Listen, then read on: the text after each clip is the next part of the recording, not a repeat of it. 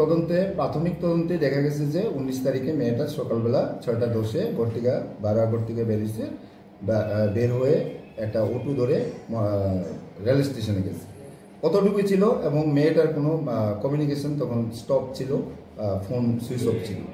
তারপরে আমরা ইনভেস্টিগেশনের তদন্তের সময় দেখি যে একটা মেয়েটার কাছে মেয়েটার নোটবুকের মধ্যে একটা সাসপেক্টেড নাম্বার আমরা পাই। সেই সাসপেক্টেড নাম্বারের পরিপ্রেক্ষিতে আমাদের যে সাইবার সেলের সাহায্য নিয়ে আমরা তার LBS এবং CDR এগুলি বের করতে থাকি। তো বের করার সময় দেখা গেছে যে তার ওই ছেলেটা 19 তারিখে মানে ওই নাম্বারটা 19 তারিখে আগরতলাতে ছিল, তারপরে আসাম, তারপরে বিহার, তারপরে উত্তরপ্রদেশ, ইভেন নেপালের কাছাকাছি ওইদিকে, তারপরে আবার কিছুদিন পরে দেখা গেল মধ্যপ্রদেশে পরে কি বলে ছত্তিশগড়, এই বিভিন্ন জায়গাতে এটা দেখাচ্ছিল, মুভিং দেখাচ্ছিল। তো লাস্ট অফ অল গত 5 তারিখে আমরা তার লোকেশন ট্র্যাক করি কোকরাঝার ডিস্ট্রিক্টের গোসাইগঞ্জ পুলিশ স্টেশনের আন্ডারে।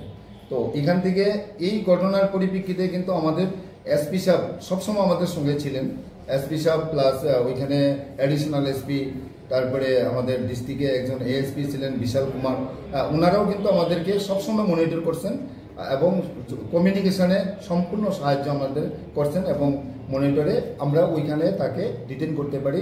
গোসাইগঞ্জ পুলিশ স্টেশনের মাধ্যমে তাকে ওইখানে ডিটেন করা হয়। তো এখান থেকে আমাদের ইনভেস্টিগেশন টিম পাঠানোর পরে সেখানে তাকে ইন্টারোগেশন করা হয়। ইন্টারোগেশনে ওই ছেলেটা তখন স্বীকার করে যে সেই এই যে মিসিং নাবালিকা মেয়েটাকে সে নিয়ে গিয়েছিল 19 তারিখে এবং সে বলছিল যে তাকে নাকি নেপালে তার স্টেপ মাদার আছে, ওইখানে তার ভাই বোন আছে, ওইখানে রেখেছে। তো আমরা যে কোনোভাবেই তাকে আমরা নেপাল থেকে ওই মেয়েটাকে ওইখান থেকে আমরা উদ্ধার করে তারপরে গত 9/11/2025 তারিখ আমরা আমাদের সাবরুমে মেয়েটাকে নিয়ে আসতে পারি। আর ছেলেটাকে আমরা ওইখানে ট্রানজিট ওয়ারেন্ট করে তারপরে আমাদের এখানে নিয়ে আসছি। এখন আমাদের কাস্টডিতে আছে, ইন্টারোগেশন আজকে তাকে কোর্টে প্রডিউস করা হবে।